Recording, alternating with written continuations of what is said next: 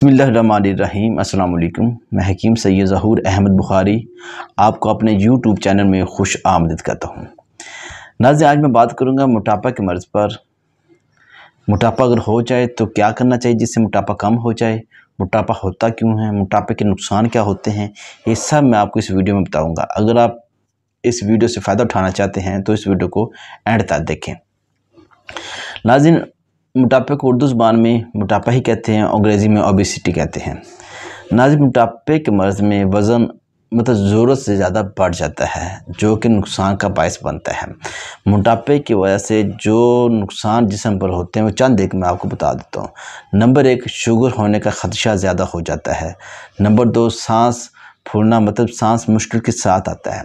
Number 3, खून गाढ़ा हो जाता है और दिल के अमराज पैदा हो सकते हैं। नंबर 4, जिस्म में दर्दें बहुत ज़्यादा शदीद हो जाती हैं। अज़दवाजी ज़िंदगी बहुत ज़्यादा मुतासर होती है, मियाँ और बीवी एक दूसरे के साथ हम बिस्तर सही तरह से नहीं कर पाते। औरतों में मेंसेस डेट प्रॉब्लम्स हो जाती हैं।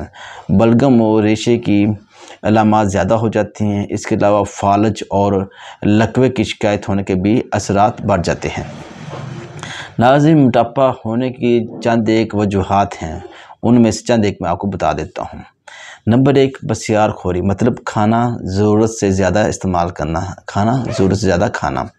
नंबर 2, हमल ना होने वाली मेडिसन खाना, हमल जल्दी ना हो, हमल को रोकने के लिए मेडिसन का इस्तेमाल करना।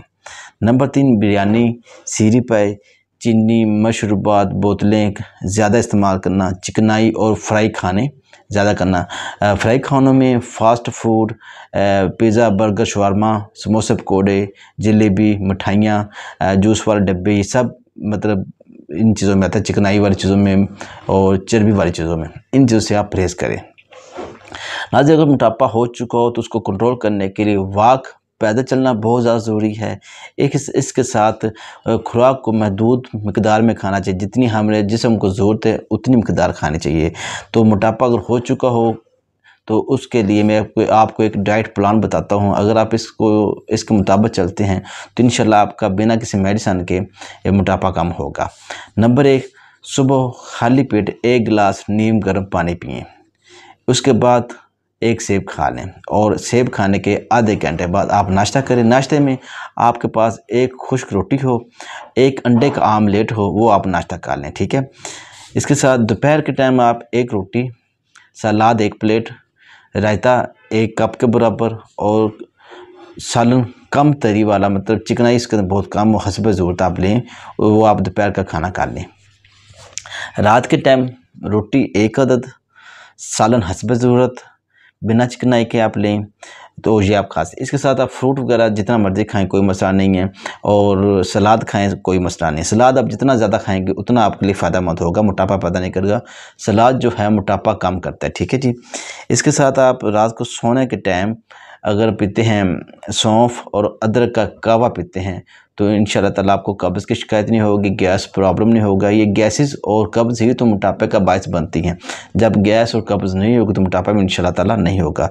रात को सोने के टाइम सौंफ और अदरक का कावा इस्तेमाल करें, चीनी से वजूद डाल के, तो इंशाल्लाह ताला आपका मोटापा कम होना शुरू हो जाएगा।